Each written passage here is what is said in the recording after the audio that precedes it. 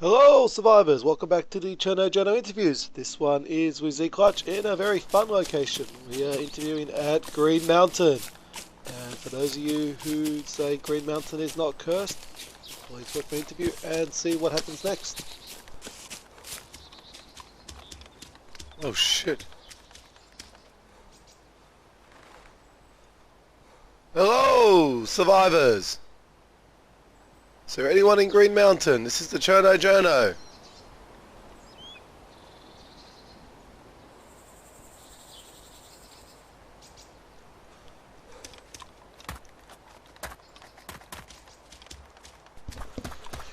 And have a look at the kill feed. My ZClutch was just killed.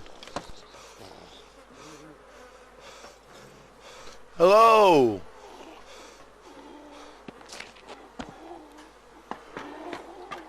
There's a dead guy up there. I hope that's not my interviewee. Now I will just say that Green Mountain does freak me out, so I hadn't seen the kill feed that ZClutch was killed, and I hadn't heard any gunshots.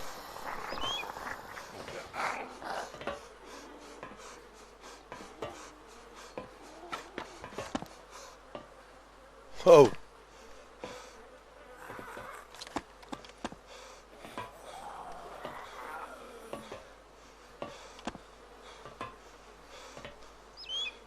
Mika?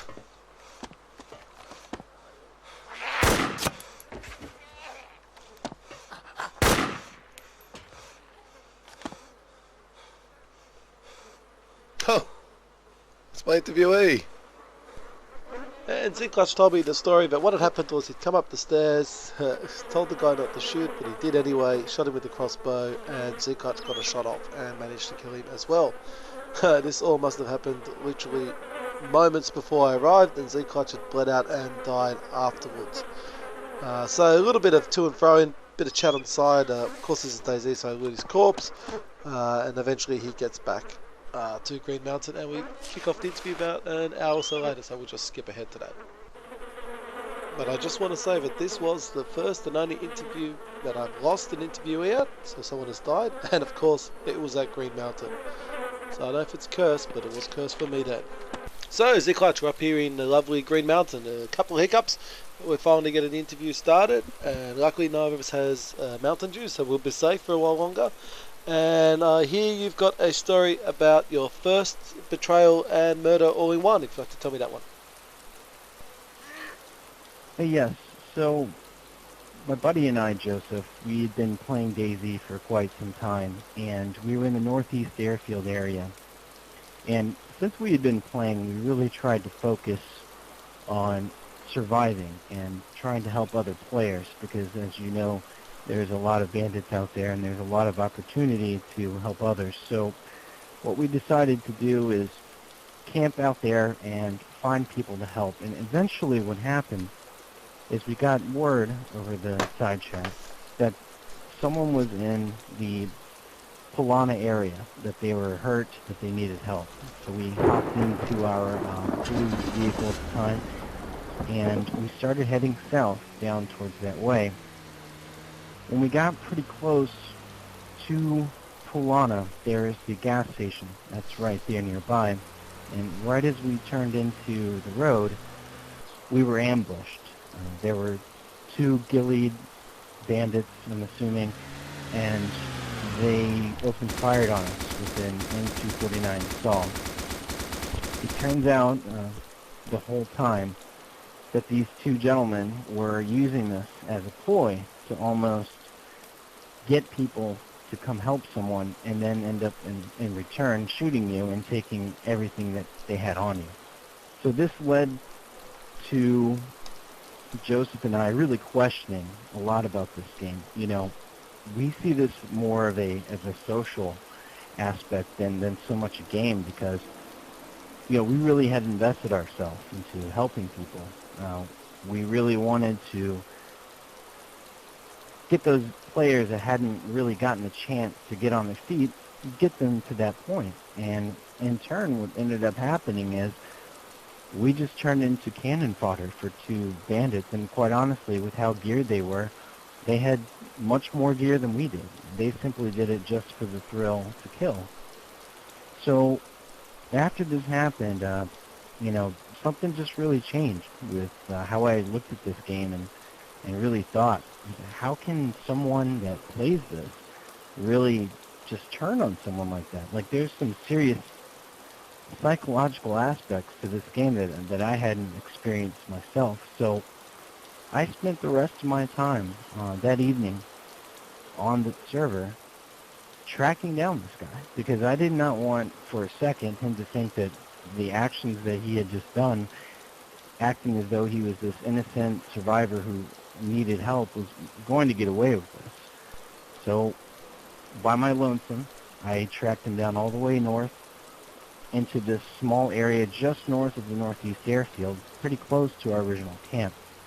And when I got there, he was near the radio tower that is just north of the northeast airfield, and he actually had taken our vehicle as well. And it looked as though he was just kind of scoping the area, maybe trying to find another camp. And I noticed there were some zombies around him. So what I did is I slowly snuck up on him, and instead of killing him right away, I shot him in the leg, so he fell to the ground with a broken leg. And I allowed him to sit there for a second while I took some cover behind the blue car. And he was freaking out. He's like, "Well, who is that? Who just shot me in the leg? Come out. Why don't you show yourself?" And I just said, "You know exactly who I am. You know exactly what you did earlier, and I think this is the way you deserve to go." But instead of shooting him myself, I thought, you know, this guy should really experience what, if he were that survivor that he claimed he was, that needed help and was getting pummeled by zombies, that's the way he should go. So the few zombies that had spawned around him had obviously gotten the attention of my gunshot, and since they didn't see me, I was out of the line of sight, they slowly made their way to him and started hitting him. And there was nothing he could do because I'm assuming he had no morphine. When I came around the side of the car, I leaned to the right to look at him, and I think it was at that moment that he saw me and realized, okay, I have one shot to get this guy. It was in that split second that I had to make a choice, whether I kill this guy or I turn a blind eye, let the zombies do their thing. But it was almost in that moment that I wanted to be the one to take it away from him, not him go out the way many other people go, many other bandits and survivors and what have you go. I wanted to be the one to let him know that, hey, what you did was wrong, essentially, but it's a moral thing. You know, do I let this guy die, or do I help him? Because am I going to go and change the way I play this game just because of the way this guy acted earlier? And a lot of different bandits act, if you will. So I decided that I was going to try to go up and help him. When I came around the corner, that's when I realized he had me dead to rights with his rifle. He had figured out where I was, and I had no choice but to shoot him. So I did kill him before the zombies got him. And of course, at that moment, that was my first murder, and I hadn't done it since. And, you know, it felt a little different than the rest of the game had. There was some justification to it, and you know, but I was still bitter because I was like, you know, I spent all this time trying to help other people, and this is what it comes to. Like, this is my reward. This is what I have at the end of the day. So after that, the game changed for me. I constantly went from town to town, from area to area, looking for loot, but no longer looking to help other people. Now I was on my own. Now I had decided that this is no longer going to be the survivalist and good Samaritan that I was before, but that really, no matter what you think, you're out here on your own. And so I guess that in a way, the betrayal that this guy had caused you has changed your playstyle. Yes, it did. I think after that betrayal happened, I couldn't really look at the game the same because for me personally, and you know, everybody looks at it differently, it changed the way I thought other people interacted and how they would react to someone trying to help another person. And never in my mind would I ever think someone would stage a survivor acting as though they were hurt to simply set up an ambush, especially and kill other people for no good reason. Granted, they had all the gear in the world, these two, and this one gentleman that was the ringleader, if you will, was the one that I had ended up tracking down, and at the end of the day, I just felt it was necessary to teach him a lesson. But that lesson ended up changing everything about me and how I played, and now I only look out for myself.